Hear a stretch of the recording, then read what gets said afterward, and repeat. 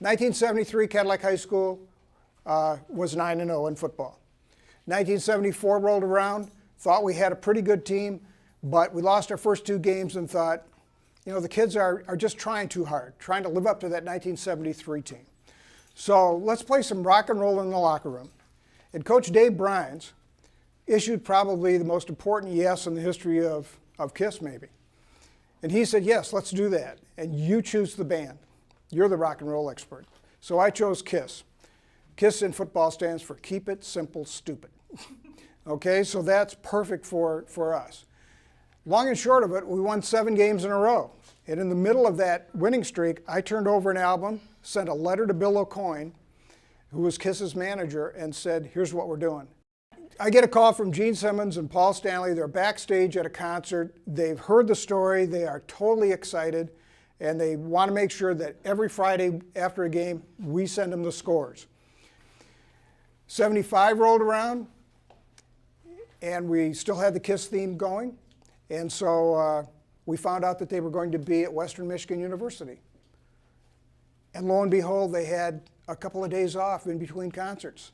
And lo and behold, it was our homecoming. And so I called their manager and I said, you know, it'd be nice if they could come up and sign some autographs. He said, yeah, maybe they'd do that. And then I said, you know, my brother has a rock and roll band. If they put up their equipment in the gym, would you maybe play a song during the pep assembly? They said, nah, we don't want to do that. Why don't we just bring the whole show? There's the yearbook, and I've displayed the inside cover, which is some of the only color photos taken. There's a letter from Bill O'Coin, who was KISS's manager. That's the original letter he sent me after getting my letter. Yeah, we exchanged letters. There was no email. And then a plaque that KISS gave me. It says I'm an honorary member of KISS. This was a hall. There was a plaque, and it looked a lot like that one, except it was bigger, and it was dedicated to Cadillac High School.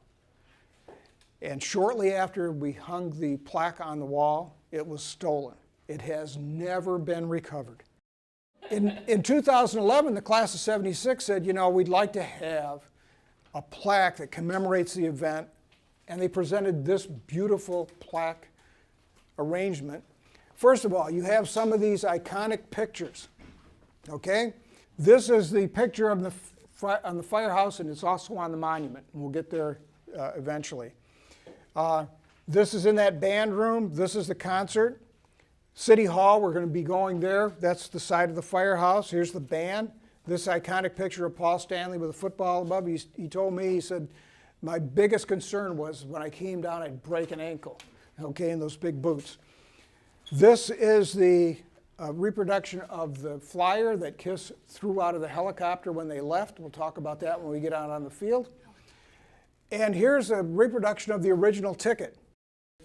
This is the original hall. When KISS came in, they led the people down the hall.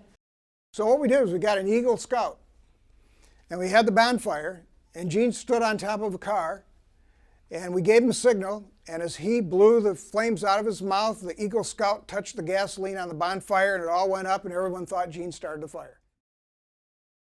You're in the Cadillac High School gym. Now, it's bigger than it was before. So we had a stage already built in to the side of the gym.